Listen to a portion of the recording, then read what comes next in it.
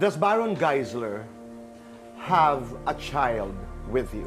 Tito Boy, I've already admitted that. Okay. Yes. I'm free. I have nothing else to hide, Tito Boy. For so long.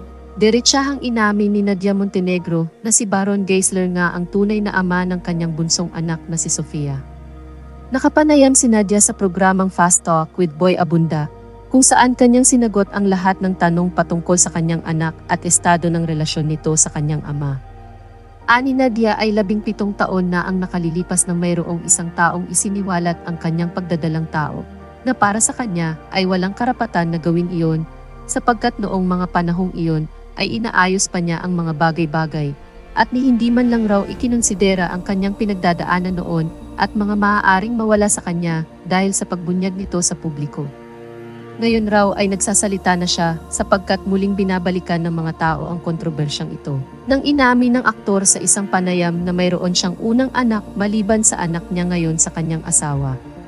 Pinangakuan raw ng aktor si Sofia na magkikita silang mag-ama at walang ibang makakaalam nito.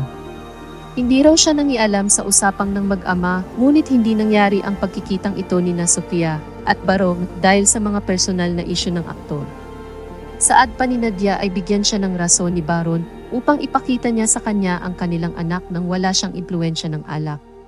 Pahayag ni Nadia, pinangakuan siya na sige magkikita tayo ng isang beses pero walang makakaalam. Tito Boy, sila ang magkausap, hindi ako nakialam. Huwag nating kalimutan na, bakit ba tumagal ng ganito? Unlimited chances for someone to change. Give me a reason na ipaharap kita sa kanya ng sober ka. Isiniwalat din ni Nadia na mayroong mga pagkakataon na nagpapadala ng mensahe si Baron sa anak ng lasing. Pagpapatuloy ni Nadia, the drunk messages. The drunk text to my daughter. You think that would help her?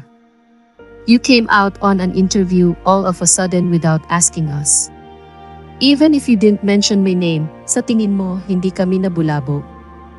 Did you even think for a while what would happen to your daughter?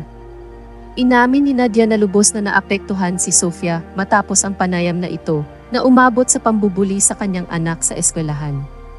Ginagawa raw niya ang mga paglilinaw na ito dahil nais na niyang matigil na pag-usapan pa ng publiko ang kanilang personal na buhay, lalo na at papasok na ang anak sa edad na 18.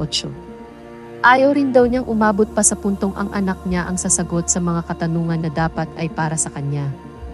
Ibinabahagi raw niya ang lahat ng ito hindi para sa views o para pagpiestahan ang buhay ng kanyang anak, kundi ay para matuto ang mga tao sa kanyang pagkakamali. Ngayon raw ay malaya na siya sapagkat wala na siyang kailangan pang itago. Anya, I'm free, I have nothing else to hide.